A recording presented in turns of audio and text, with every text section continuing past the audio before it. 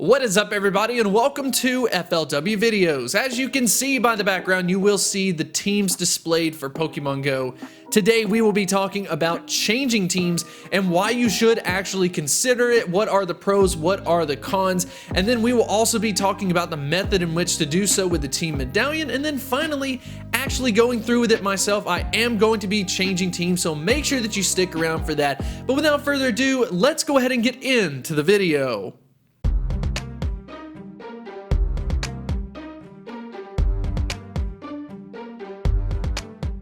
We can start off this video by talking about some of the features related to this team Medallion and how you can do it. Well, first things first is the actual cost associated to it. It will cost you 1,000 Pokecoins to be able to change your team, as well as a disclaimer stating that you cannot change your team for another 365 days. Yes, that is right, my friends. You will have to remain on that team for a year. So this obviously does mean serious business. So why would you consider moving teams? So the first thing that we can talk about is the raid rewards. For those of you not familiar, when you go into a raid, you do end up getting a different amount of raid balls depending on like the damage, who owns the gym, who did the most damage, you know, just some stuff like that, right? Well, they actually associate to bundles. So what this means is if you are a team that typically has the gym more, you typically put in more damage, you start doing all of these things, you've got the friendship, you're basically going to be able to get more rewards because of this. So let's say, for example, you are Team Instinct, but everyone in your community tends to be Mystic. So they always own the gym, they always do more damage. Well, basically, you could end up shorting yourself as far as the total rewards that you can get by simply not being on the team that ends up producing the better results. And then on the flip side, if you were to switch teams, keep that in mind. You may be getting more rewards than you realize, and if you switch teams, you could actually cut into the total amount of rewards that you actually get. That's definitely one of the first things that I thought of, and then the second one is actually getting coins back from the gym system. So basically what this does is every day you can earn up to 50 coins by basically defending a gym and then having your Pokemon come back. Now, the pros and cons to this are kind of simple.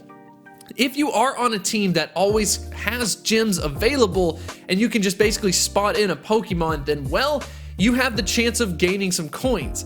On the flip side, if too many people are on a team, that means that no one is there to really take it out, which just indicates how important team balance truly is. I have been in that situation, I'm sure many of you have, where you go out there, you put a Pokemon out, and then it ends up staying for like 8 or 9 days in like a non-competitive environment, and you're just like, come on, somebody from the other team, please take me out, but then it never ends up happening. But of course, that is something to consider. If you want a little bit of a challenge, maybe you want to be on Team Instinct. Maybe you're a fairly active player and you said, you know what, putting my Pokemon gyms is great, but I actually want to take gyms down. I want to take gyms down and then I want to put my own in there just to get a little bit more gameplay out of that perspective. You might want to consider Instinct. If you just want to drive by and potentially just slot something in, I would say Mystic is a good opportunity, and then Valor is a pretty good neutral as far as like the percentage goes. Mystic is definitely the biggest team, but who knows, after this the change could end up showing where Instinct, I think, ends up getting the most benefit out of this.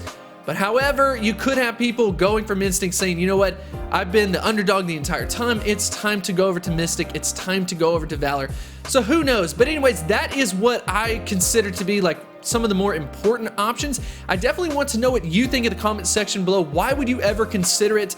Would you do it for the different raids? Would it be for maybe a social reason? Is it for just getting the coins? Or is it just something entirely different? So for those of you who do not know, I'm actually Team Mystic. Now, I don't know how people didn't know that. I guess some way, somehow, I didn't really display anything like that in my videos, or at least not in an obvious way.